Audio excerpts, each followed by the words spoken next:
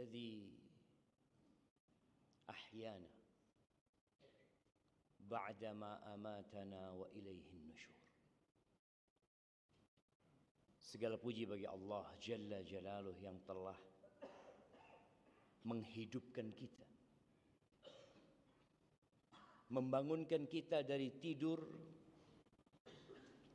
memberikan izin untuk mengingat dan memuji, dan kelak kepada Allah kita akan kembali.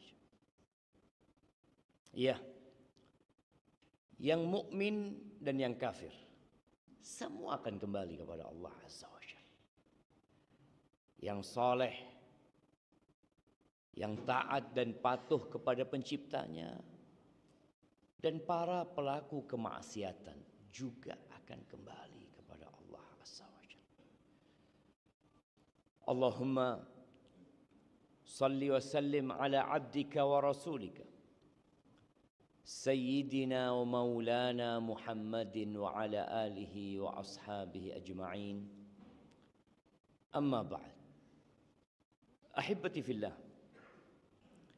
Ketika seorang kembali kepada Allah, ternyata semua tergantung amalannya. Kenapa Rasulullah sallallahu alaihi wasallam setiap hari beliau berdoa mengatakan, Rabbi inni a'udzubika minal kasali wa su'il kibar. Pagi baca itu, sore juga baca itu. Ya Allah, aku berlindung kepadamu dari kemalasan dan dari masa tua yang buruk.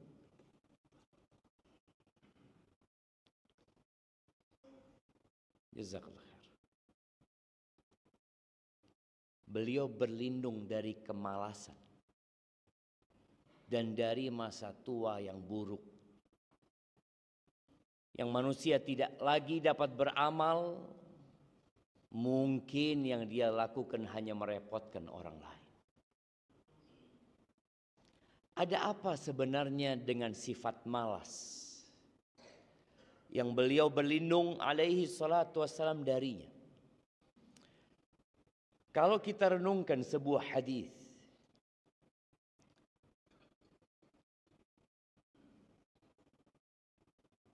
yang diriwayatkan oleh Imam Bukhari dan Muslim,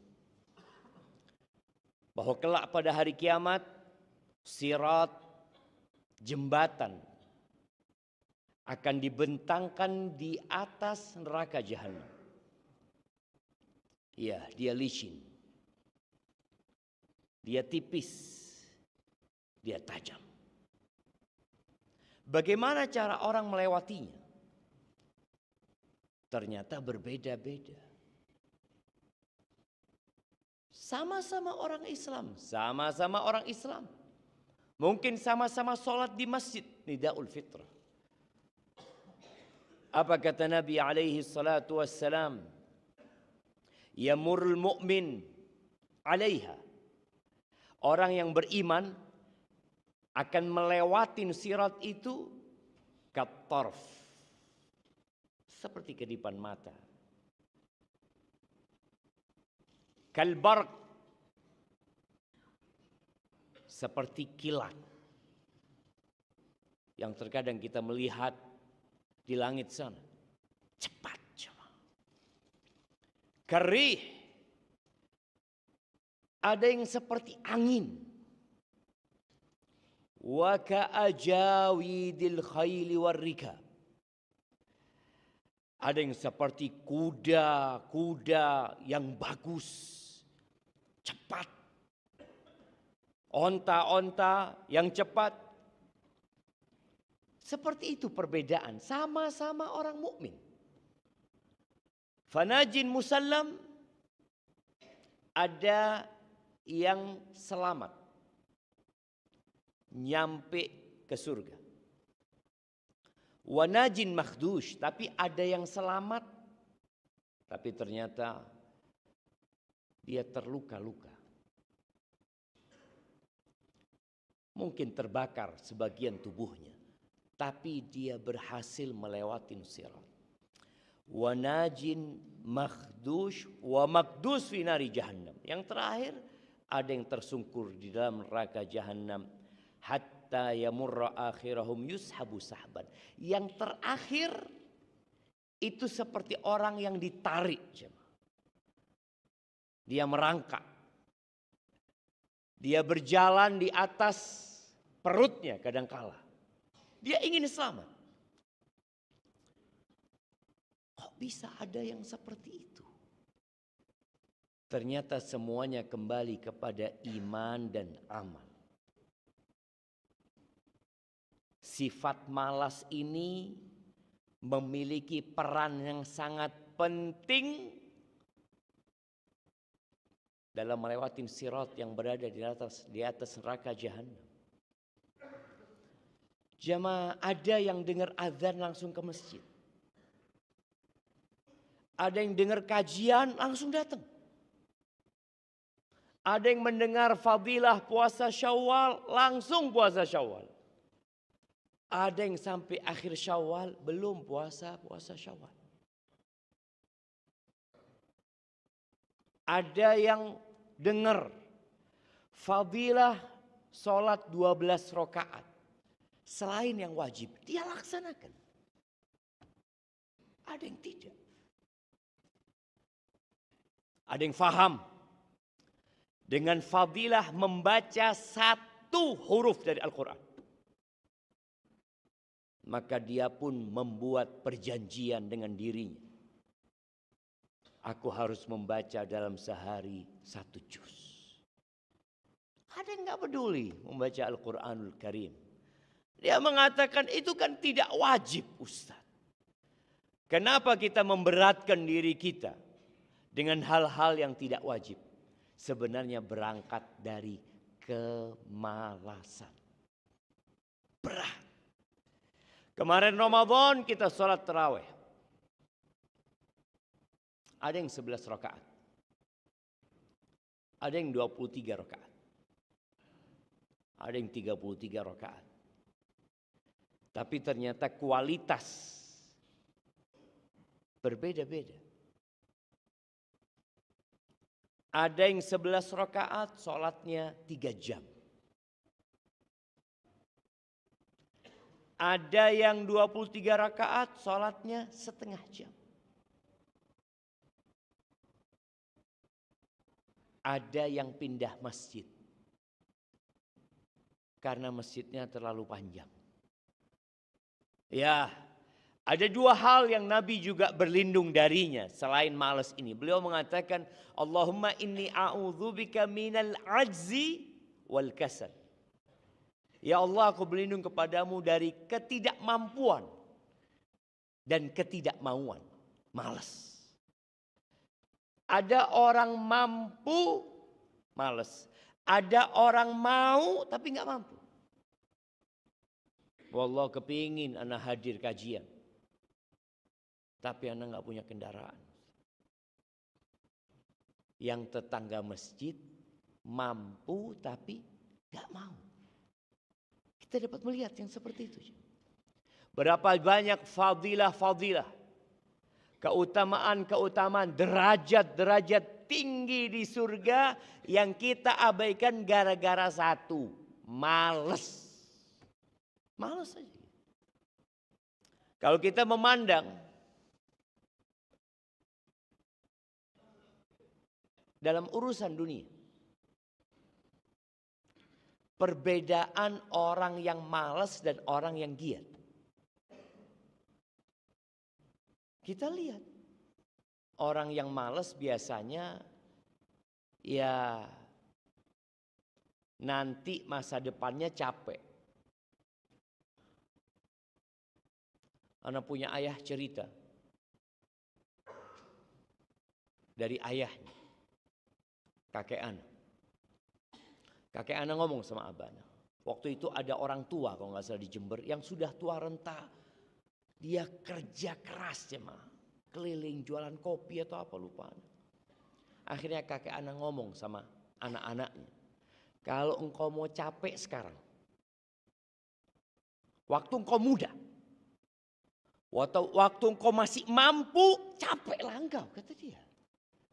Jangan sampai nanti engkau tua dalam posisi sudah nggak mampu tapi mau kerja, nggak mampu sudah. Udah tenagaku udah habis. Kemauan ada. Menyesal karena dulu kenapa anakku waktu muda dulu kok nggak semangat, kok nggak giat, kok nggak tekun, kok nggak sungguh-sungguh. Ya, maka malas ini perlu kita bicarakan. Kita bicara tentang derajat-derajat tinggi di surga Allah Azza wa Jal, yang terkadang tatkala kita dibangkitkan pada hari kiamat dan hampir semua manusia sejatinya menyesal. Mau orang yang soleh, mau orang yang ahli maksiat. Ketika didatangkan neraka Jahannam, waji'a yawma idzin bi Jahannam, yawma idzin yatadzakkarul insan. Pada hari itu manusia ingat. Wa anna lahu dzikra. Apa gunanya ingat pada waktu itu? Orang yang ahli maksiat ingat kenapa aku tidak tinggalkan maksiat waktu itu. Orang yang soleh, yang taat, yang ahli baca Quran, yang satu hari dia membaca 1 juz bersama artinya menyesal juga pada hari kiamat. Kenapa aku nggak baca 2 juz? Yang baca 2 juz menyesal kenapa aku tidak baca 3 juz? Yang sholat malam 5 rakaat menyesal kenapa kok nggak aku sholat 7 rakaat? Yang 7 rakaat menyesal kenapa kok enggak 9 rakaat. Terus seperti itu. Wa anna lahu dzikra. Tapi apa gunanya ingat pada waktu itu?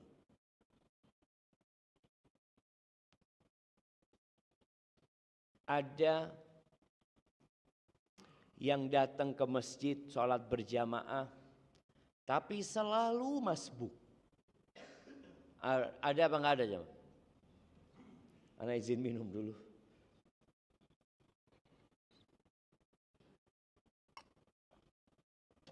Alhamdulillah. Ada, tahu, orang itu tahu. Apa yang dia katakan ya daripada enggak berjamaah. Karena alhamdulillah masih berjamaah. Orang yang seperti ini sulit untuk maju. Karena dia puas dengan yang paling rendah. Ahibati fillah. Kalau bicara malas, apa penyebab orang itu malas? Sebelum kita bicara sebab, kita bicara dampak buruk dari kemalasan. Kalau orang tahu, nanti kita akan kasih tahu sebabnya. Kalau sudah tahu sebabnya, insya Allah dia tahu apa obatnya. Ya, orang yang malas itu umurnya akan habis tanpa manfaat. Kesehatannya ternyata juga nggak berguna. Sehat, antum lihat ya orang sehat, masya Allah. Kalau suruh sepedaan nih hari Ahad ini biasanya orang pada sepedaan. Nggak sepedaan, jalan kaki ya, masya Allah semangat. Kajian nggak bisa datang. Bisa sampai ke alun-alun dia. Keliling, pulang berkeringat. Tapi ternyata masjid di sebelah rumahnya yang sedang ada kajian, dia nggak mampu datang. Itu orang malas. Kata Nabi alaihi salatu wassalam, ni'matani maghbunun fihima kathirun minan nas. Ada 2 nikmat yang banyak manusia tertipu, terpedaya karena nggak bisa dapat manfaat dari 2 nikmat ini. Seharusnya orang ketika ada nikmat, dia bergembira, dia dapat memanfaatkan. Enggak. Apa 2 nikmat itu? As-sihhatu wal faragh. Sehat dan waktu luang. Maka biasanya orang kalau sehat, ya bisa beraktivitas. Tapi aktivitas ibadah berat. Males jadi. Waktu luang, berapa banyak waktu luang yang habis tanpa berguna. Apalagi sekarang sejak adanya handphone jemaah. Ana sendiri merasakan. Hampir tiap hari kita bertobat kepada Allah Azza wa Jalla. Kadangkala ana pegang handphone. Kalau sudah pegang handphone, nonton IG atau yang lainnya, itu berarti kita punya waktu luang. Waktu kita kosong. Kita sudah nggak ada kerjaan. Kita bisa memilih kita mau baca Quran. Kita bisa memilih kita berzikir. Kita bisa memilih kita beristighfar. Kita bisa memilih berwudu kemudian sholat. Banyak sekali kebaikan-kebaikan yang bisa kita lakukan dengan waktu luang itu. Kemudian Anda buka. Ya mungkin kajian. Mungkin hal-hal yang bermanfaat. Atau hal-hal yang lucu. Terus ya ma. Tahu-tahu setengah jam. Loh, setengah jam. Seharusnya 1 juz Al-Quran bisa kita selesaikan. Seharusnya kalau kita istighfar mungkin sudah 200 kali kita istighfar. Tapi habis ya. Disinilah orang ketika malas dia akan kehilangan nikmat. Makanya tadi pada hari kiamat semuanya menyesal. Yang soleh pun menyesal. Kok nggak aku tambah kebaikan itu? Karena banyak manusia merasa sudah dipuas dengan yang paling minim. Umroh, punya rizki, punya kelebihan harta, punya banyak waktu luang, nggak berangkat umroh. Kenapa nggak berangkat umroh? Alhamdulillah Ustaz, ana sudah 3 kali umroh Ustaz. 3 kali. Pertama kapan? Dulu tahun 2005. Terus 2010. Terus 2007. Sekarang alhamdulillah cukup lah sudah Ustaz. Gak boleh berlebih-lebihan. Waktu ada. Punya dia waktu luang. Harta berlimpah. Kenapa gak berangkat? Males. Makanya tadi orang kalau sudah punya males itu gak mau ya. Ada orang gak mampu. Kenapa gak berangkat umroh? Duit yang mana mau dibuat berangkat umroh Ustaz? Nah, dia gak mampu. Tapi tadi ada orang mampu gak mau.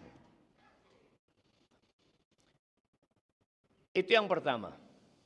Yang kedua, orang malas ini akan lalai dan akan jauh sama Allah Azza wa Jalla. Tadi ketika sedikit demi sedikit dia menjauh dari Allah Azza wa Jalla. Kita kalau dekat sama Allah, Allah dekat sama kita. Yang awalnya selalu di soft pertama. Tahu-tahu nggak lagi ke soft pertama. Yang awalnya sholat Jumat. Hadir sebelum khotib naik mimbar. Sebagian kita sudah ngaji jemaah. Sudah ngaji dia. Udah belajar. Dia tahu kalau khotib naik mimbar malaikat tutup buku. Tetap telat. Maka kadang-kadang anak heran. Ini orang udah ngaji ya. Kalau orang awam, orang umum mungkinlah disibukkan dengan dunia mereka. Ini orang udah ngaji. Dari mana antum tahu ngaji? Ya, lihat penampilannya Ustaz. Masya Allah kayak orang paling bertakwa Ustaz. Tapi Jumatan sampai sini imam sudah duduk. Kenapa itu terjadi? Males. Dia bisa ke masjid setengah jam sebelum khotib bisa. Cuma bentarlah pegang handphone dia. Bentar. Akhirnya telat. Tadi orang yang malas akhirnya jadi jauh sama Allah Azza wa Jalla. Yang seharusnya dia dekat. Yang ketiga, orang malas ini telah memakai baju orang-orang munafikin. Allah ketika menyebut orang-orang munafikin, orang munafik itu sholat enggak?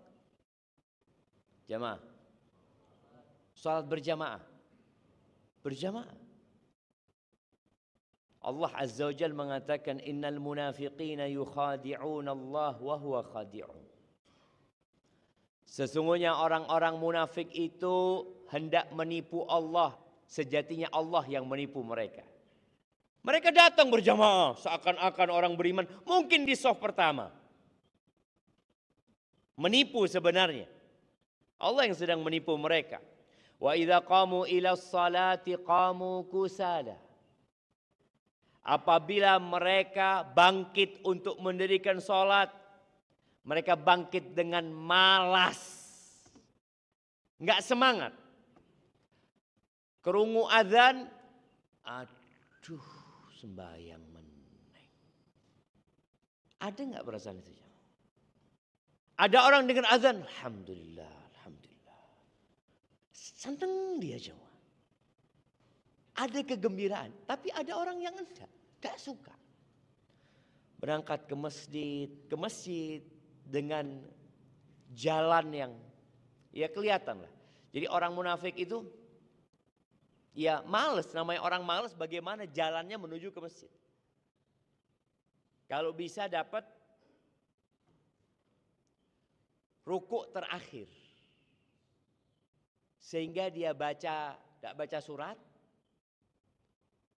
Al-Fatihah juga nggak baca. Bas dapat rukuk terakhir. Kemudian nambah dia. Yura'unan nas, riya. Bisakah sholat di rumah riya orang munafik? Nggak bisa, di masjid yang bisa riya. Di rumah nggak ada yang lihat. Dia sholatnya ke masjid. Cuma ada dua sholat yang paling berat buat mereka. Yaitu sholat isya dan sholat subuh. Kata Nabi SAW. Zuhur berangkat ke masjid dia. Karena zuhur bisa riya. Sampai ada kawan di Jakarta. Dia ngomong, Ustadz, dia kerja di lembaga pemerintahan. Antum Ustadz, kalau datang ke tempat anak, sholat zuhur full Ustadz masjidnya. Full. Tapi makan uang rakyat jalan terus Ustaz. Ana jadi heran Ustaz. Kalau melihat mereka sholat di masjid zuhur tuh ya Allah ya. Ini orang-orang bertakwa semua ini. Ternyata memang sholat zuhur itu mudah. Orang munafik pun bisa. Kalau mau tahu orang itu bertakwa atau tidak, lihatlah ketika sholat isya dan sholat subuh. Kalau subuh dia ke masjid ya. Selalu dia jaga, insya Allah dia bukan orang-orang yang malas dan dia bukan orang-orang yang pakai baju orang-orang munafikin. Itu bahaya yang ketiga. Bahaya kemalasan akhirnya kita digabungkan dengan orang-orang munafikin. Yang keempat, dia dalam urusan dunia. Kemalasan ini menjauhkan manusia dari kedudukan yang indah. Dari jabatan yang tinggi. Dimulai dari rumahnya. Dari rumahnya. Antum melihat seorang suami yang malas, bagaimana jabatan dia di rumahnya? Apa jabatannya? Istrinya yang bekerja. Istrinya yang menjadi tulang punggung keluarga. Dia hanya bermalas ria. Bagaimana masyarakat memandangnya? Bagaimana mertua memandangnya? Bagaimana anak memandang bapak kayak gini? Males. Habis subuh, nelosor. Turu meneng. Ada kan orang, anak melihat ibunya kerja ini, itu semuanya capek. Ya. Ini, subhanallah. Dalam mata anak, bapak yang malas, itu udah turun. Gimana dalam pandangan masyarakat? Bagaimana dalam pandangan Allah Azza wa Jalla? Ada seorang istri yang gugat cerai suaminya. Gara-gara apa? Suaminya malas. Padahal dia sebagai pemimpin. Ar-rijalu qawwamuna 'alan nisa. Ya, kaum lelaki adalah pemimpin-pemimpin buat para wanita. Bima faddalallahu ba'dahum 'ala ba'd. Karena Allah mengangkat derajat mereka. Wa bima anfaqu min amwalihim. Dan karena mereka memberikan nafkah kepada istri-istri mereka. Nih diangkat jadi pemimpin gak ngasih nafkah. Dia sedang menurunkan jabatannya sendiri. Ada sebagian istri yang mengeluh juga mengatakan, Ustaz, anak punya suami Ustaz. Dia ngasih nafkah. Ustaz. Tapi dari pemberian orang tua. Suaminya gak kerja. Jadi anak nerima dari suami itu, kok kayaknya, ya apa ya? Tak kerja, turut tok, main game. Nah, nafkah, fadhal. Perasaan istri itu, apakah istri kemudian akan berkhidmat kepada suaminya? Seharusnya tetap dia wajib berkhidmat ya. Tapi kan dia nggak nyaman. Apa dak kerja ibu-ibu. Nah, tadi orang yang malas akan kehilangan jabatan sampai di rumahnya sendiri. Dia kehilangan jabatan itu. Bahkan berapa banyak anak-anak yang akhirnya tidak bangga sama orang tuanya. Mau nyebut nama orang tuanya malas. Anak sopo? Anak sopo ya? Anak sopo? Dia sampai mau nyebut ke orang tuanya itu takut ya. Oh, bapakmu iku ya? Sing endi? Sing males ya. Malu anaknya. Subhanallah. Kemudian orang yang malas itu akan banyak kehilangan pahala sebagaimana tadi disebutkan ya. Dia akan menyesal. Ya, kalau fenomena kemalasan insya Allah kita semua merasakan. Kita bisa merasakan perubahan kita selesai Ramadan. Terus sekarang apa obat kemalasan itu? Yang pertama,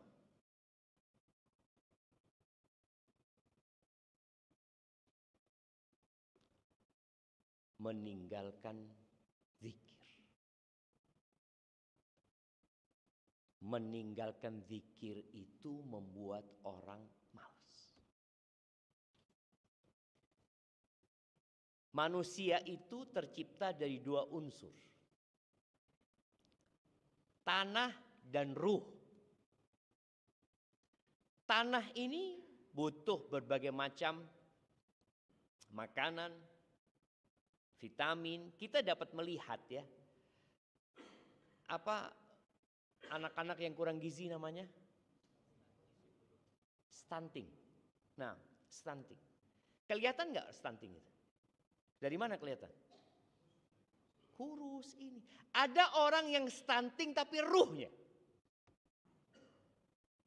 Ruhnya stunting. Ini kan jarang dibicarakan. Orang berbicara, iya kita ini sedang menghadapi fenomena stunting loh. Ada yang stunting ruhnya. Dari mana tahu? Lu jarang berzikir, jarang datang kajian. Berarti sedang bermasalah dengan ruh orang ini. Cuma kan nggak kelihatan ya. Kalau stunting fisiknya kan kelihatan. Digambar itu ya Allah kesian. Anak isopo ini gitu kan. Padahal sebagian kita sedang stunting. Ruhnya tapi nggak sadar. Apa penyebabnya? Sedikit berzikir. Khususnya sebelum tidur. Kata Nabi alaihi salatu wassalam dalam hadis yang diriwayatkan Imam Bukhari. Ya'qidu syaitanu ala qafiyati ra'si ahadikum idza huwa nam thalatha uqad. Syaitan itu kalau seorang di antara kalian tidur, syaitan itu mengikat buhul di tengkuk setiap kali. Dan dia membaca mantra 3 kali mantranya. Dia membuat 3 ikatan sambil mengatakan alaika lailun tawil, alaika lailun tawil, alaika lailun tawil. Malam yang panjang, malam yang panjang, malam yang panjang. Antum tahu kalau antum bangun jam 2, oh sik jam 2, sik suwi, turu meneng. Padahal antum niat mau salat malam kan? Jam 3, oh masih ada waktu. Turu meneng. Tangi jam piro? Loh, wis komat. Komat sudah. Ini kata Nabi SAW. Farqud. Kata setan sudah tidur engkau. Terus disuruh tidur, bangun, suruh tidur lagi, bangun. Ketika antum bangun, kemudian antum mau tidur lagi, yang ngomong antum tidur lagi itu setan. Turu. Masa turu? Iya, sik dawa. Tenang, sik suwi. Turu nih. Nah, jamaah. Kita rasa, anak nggak ngomong antum lah. Anak sendiri merasakan. Bagaimana setan itu selalu ngomong turu. Ya kalau sama orang Arab, bahasa Arab ya, farkut ya. Lebih wong Jawa, turu wis. Tenang, sik suwi. Awakmu jam piro sih? Awakmu jam piro kerja? Kadang-kadang kan dia dikasih angan-angan panjang. Fa inistaiqadha fadzakarallah. Kalau dia bangun kemudian mengingat Allah, berzikir, inhalat uqdah. 1 tali buhulnya setan terlepas. 3 ya. Ingat 3. Ketika bangun berzikir, alhamdulillah alladzi ahyana ba'da ma amatana wa ilaihin nusyur. Atau dia mengatakan alhamdulillah radda ilayya ruhi wa afani fi jasadi wa adzina li bi dzikrih. 1 tali buhul itu terlepas. Masih sisa 2. Kadang-kala bangun lungguh. Nganu apa? Buka HP. Delok WA. Padahal sudah berzikir ya. Kan 1 tali. Oh, sik jam 3 ternyata. Ya, bismillah. Turun nih. Inhalat uqdah. 1 tali buhul itu terlepas ketika dia berzikir. Lalu kata Nabi SAW, fa in tawadda'a inhalat uqdah. Kalau dia wudu, 2 tali buhul terlepas. 1 yang pertama tadi, yang kedua terlepas. Fa in shalla inhalat uqdah. Kalau dia sholat, paling tidak sholat subuh lah. Ketika dia sholat, buhul yang ketiga itu akan terlepas. Fa'asbaha nasyitam thayyiban nafas. Maka orang ini akan bangun di pagi harinya nasyiton, semangat, giat, thayyiban nafas. Jiwanya itu baik, senang. Antum lihat ya, orang kalau bangun pagi dia sudah selesai sholat subuh ya, berjamaah tidak telat lagi tadi, hidupnya jadi enak gitu. Wa illa, kalau itu tidak terjadi, asbaha khabithan nafsi kaslan. Maka jiwanya akan jadi busuk di pagi hari itu dan malas. Jadi ternyata pagi ini adalah jaminan untuk sepanjang hari. Kalau paginya sudah mengingat Allah, wudu, sholat tadi, ya paling tidak sholat subuh, usahakan berjamaah, dia paginya akan nyaman. Nanti dia bisa sholat duha, nanti dia mungkin akan qobliyah zuhur, ba'diyah zuhur, dia akan baca Quran. Sudah dikasih sama Allah semangat. Tapi kalau enggak, tadi jadi malas. Jadi mengingat Allah, berwudu dan sholat. Orang yang tidak mengingat Allah dan tidak berwudu, apalagi enggak sholat, ya sudah. Dia akan jadi khabithan nafsi kaslan. Penyebab yang kedua, kumpulani wong males. Berkumpul dengan orang-orang males. Nabi SAW nyuruh kita memilih teman. La tusahib illa mu'minan. Jangan bersahabat kecuali dengan orang yang mukmin. Wala ya'kul ta'amaka illa taqi. Dan janganlah mengkonsumsi makananmu kecuali orang yang bertakwa. Jadi kita ngajak orang ke rumah. Ajaklah orang yang bertakwa. Makan di rumahmu. Ketika lagi ngobrol ini itu tahu-tahu azan. Ke masjid. Coba yang kau undang makan ke rumah. Orang yang males. Orang yang tidak bertakwa. Waktu azan. Apakah dia akan mengajak antum ke masjid? Malah antum gak enak sama dia. Kita diajak ke masjid gak enak. Ditinggal gak enak. Bingung antum.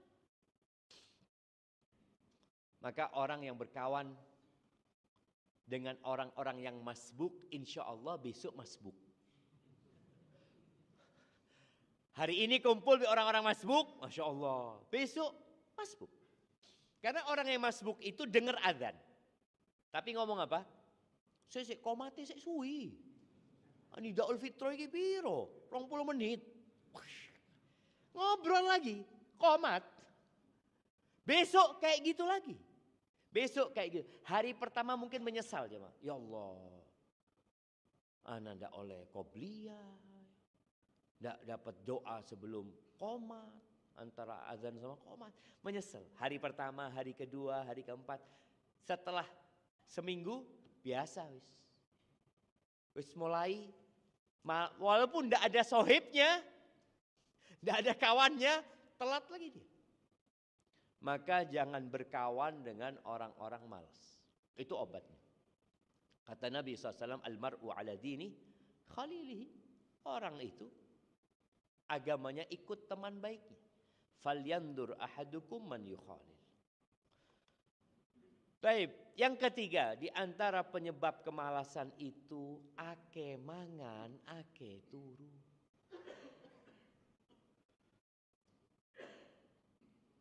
Nabi SAW nggak suka dengan sendawa. Kenapa? Kewarakan biasanya. Oh.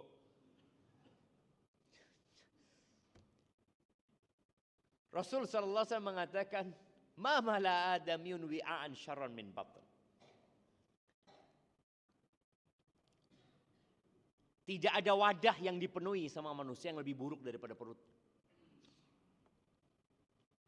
Bihasab ibni Adam luqaimat yuqimna bihasul. Cukuplah menungsoiku mangan iku cukup beberapa suapan. Yang bikin punggungnya tegak. Yang bikin punggungnya tegak. Punggung tegak kayak antum nih. Antum bisa duduk kayak gini, punggungnya bisa tegak kan? Tapi ada orang yang nggak bisa tegak punggungnya. Golek tembok. Lek wis tuwek dak apa-apa jamaah. Kan ada memang. Dak iso kekerkus. Tujuan kita makan tuh supaya bisa tegak punggungnya. Artinya bisa beraktivitas tanpa bantuan. Kan ada orang yang harus pakai bantuan. Ngurung kajian, ini tidak apa-apa kalau orang-orang tua punggungnya sudah lemah. Tapi ada, arek enomi. Pertama masuk masjid langsung golek tembok. Lendak golek tiang.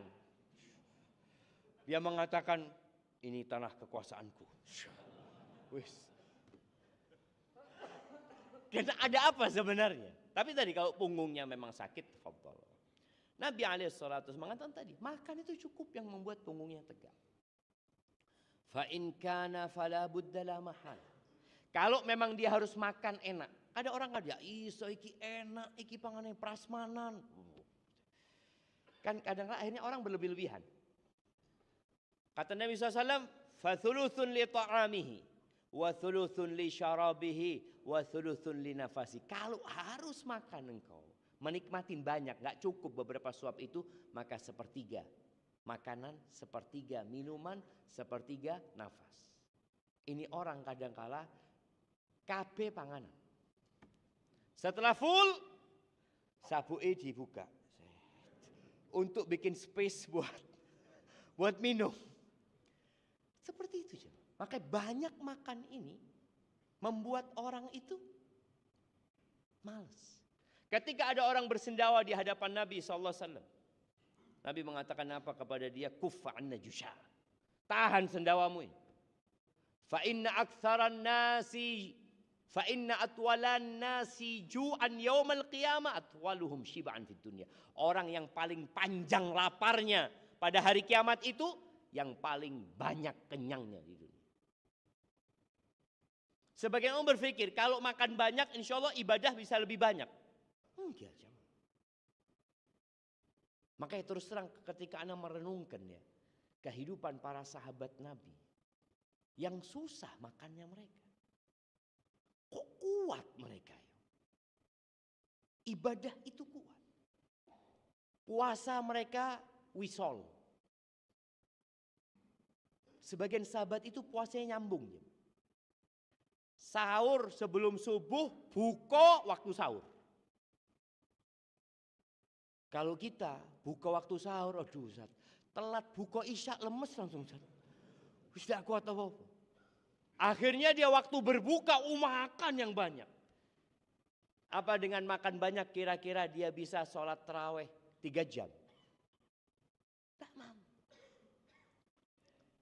Maka tolong makannya dikurang. Perbanyak puasa, kalau puasa genakno berbukanya. Jangan antum puasa sunnah, tapi yang bakal antum makan dari sarapan, makan siang, sore, semua antum makan lagi. Loh, kan tidak apa-apa Ustaz. Tidak apa-apa. Tapi seharusnya antum jaga. Karena banyak makan itu nggak membuat antum lebih kuat. Akan nambah malas. Banyak tidur. Apakah orang kalau banyak tidur itu jadi semangat bekerja? Tambah malas kakean turu. Sudah puasa, makannya, sahurnya banyak, bukonya banyak, turu tok. Dari habis subuh, turu. Tidurnya orang puasa ibadah. Nanti duhur bangun. Lihat, bangun duhur. Semangat enggak dia ketika bangun duhur sampai waktu maghrib? Enggak. Yang iktikaf, coba yang iktikaf jemaah. Di Nidal Fitrah ada iktikaf kemarin. Berapa orang peserta iktikaf kemarin? Berapa? 50. Sholatnya berapa juz? Sholat tarawehnya. Berapa juz? Ustaz, pirang juz? 1 juz dong. 1 juz, 2 juz berarti. Kurang dari setengah juz. Yang malam 1 juz, bayangkan jemaah.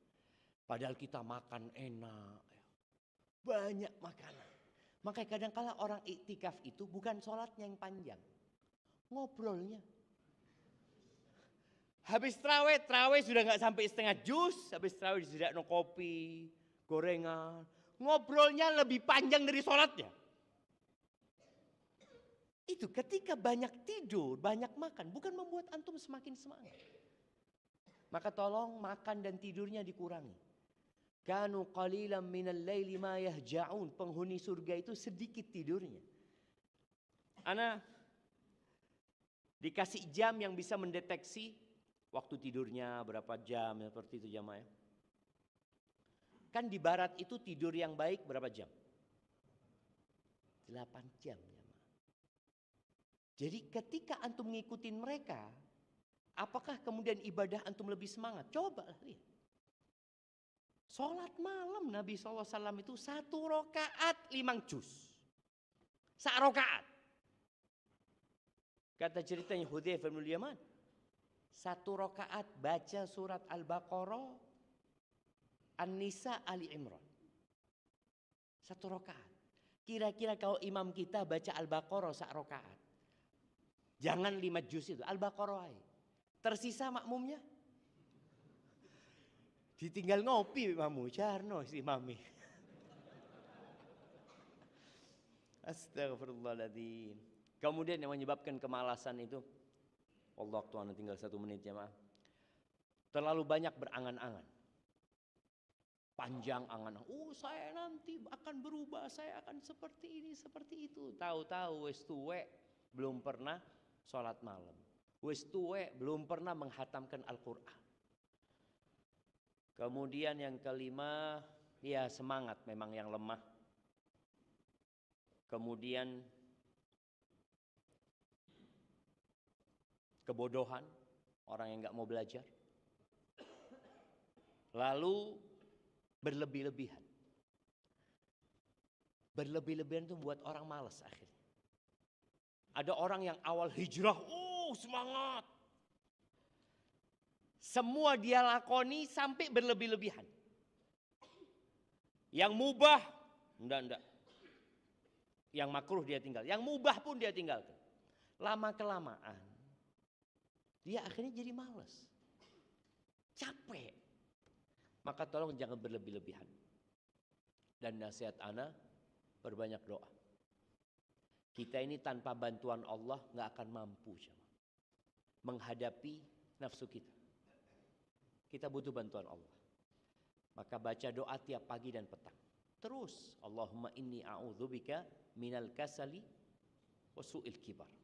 Atau Allahumma inni a'udzubika minal ajzi wal kasal.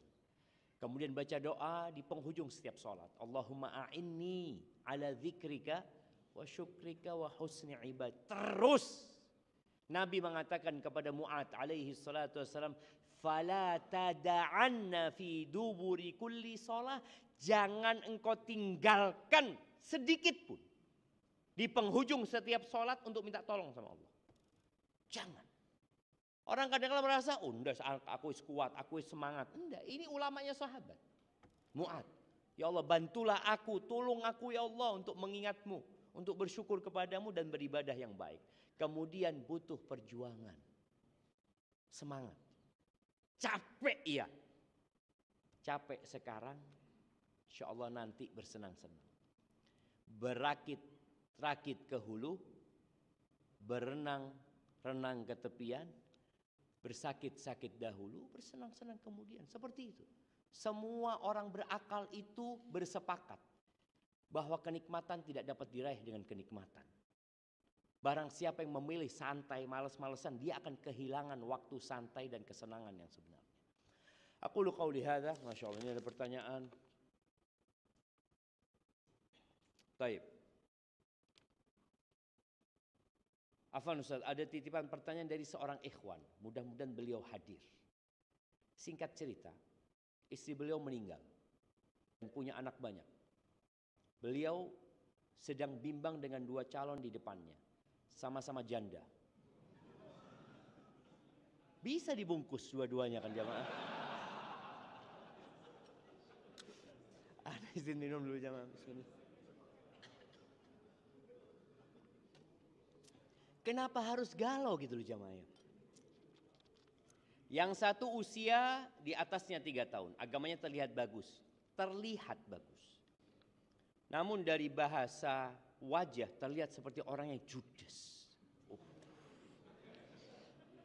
Sedang yang satu lagi usia di bawahnya, namun dia belum kenal sunnah dan masih berbau saudara. Ikhwan tersebut sempat pengen nanya ke akhwat yang kedua ini, apakah mau jika dipinang nanti belajar agama serius. Mohon nasihatnya Ustaz untuk ikhwan tersebut. Jamaah, bagi duda yang bawa anak, ketika menikah hendaklah dia mempertimbangkan anak-anaknya.